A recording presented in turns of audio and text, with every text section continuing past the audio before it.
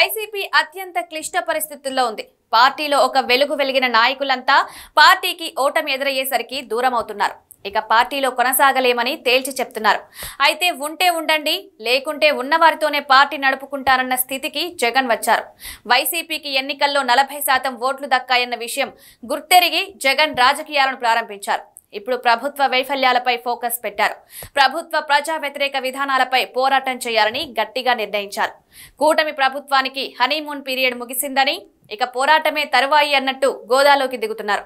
అయితే పార్టీ సమన్వయ బాధ్యతలను సజ్జల రామకృష్ణారెడ్డికి అప్పగించారు. ఇప్పుడు ప్రభుత్వ వ్యతిరేక పోరాటాల బాధ్యతను సైతం ఆయనపైనే పెట్టడం విశేషం. ముఖ్యమంత్రి చంద్రబాబు నాయుడు, ఉప ముఖ్యమంత్రి పవన్ కళ్యాణ్ సారథ్యంలో రాష్ట్రంలో అధికారంలో ఉన్న తెలుగుదేశం, జనసేన, బీజేపీ పార్టీ సంకీర్ణ కూటమి ప్రభుత్వం అనుసరిస్తున్న ప్రజా వ్యతిరేక విధానాలపై వైఎస్ఆర్సీపీ ఉద్యమాల బాట పట్టింది. ఈ నెల 13వ తేదీన రాష్ట్ర వ్యాప్తంగా రైతుల సమస్యలపై ఆందోళన కార్యక్రమాన్ని నిర్వహించబోతోంది. అనంతపురం జిల్లా దీనికి వేదిక. దీనికి సంబంధించిన పోస్టర్ను కూడా ఆ జిల్లా పార్టీ నాయకులు ఆవిష్కరించారు. రైతులకు మోసపూరిత హామీలను ఇచ్చి చంద్రబాబు గద్దెనెక్కారంటూ మండిపడుతున్నారు. ఈ ఆందోళన నేపథ్యంలో వైఎస్ఆర్సీపీ రాష్ట్ర coordinator Sajjala Ramakrishna Reddy video conference నిర్వహించారు. తాడేపల్లిలోని పార్టీ కేంద్ర కార్యాలయం నుంచి అన్ని జిల్లాల పార్టీ అధ్యక్షులతో మాట్లాడారు. వారికి దిశానిర్దేశం చేశారు. 13వ తేదీన నిర్వహించదలిచిన ఆందోళనపై చర్చించారు. ఈ సందర్భంగా సజ్జల మాట్లాడారు.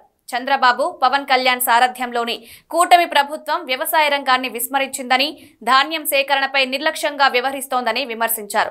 ఇలాంటి సమయంలో రైతులకు అండగా నిలవాల్సిన అవసరం తమపై ఉందన్నారు.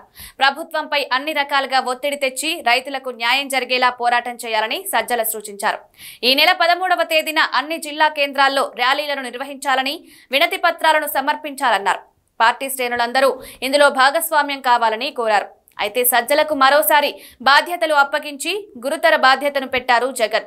మొన్నటి ఎన్నికల్లో వైసీపీ ఓటమికి సజ్జల వైఖరి కారణమన్న ఆరోపణలున్నాయి.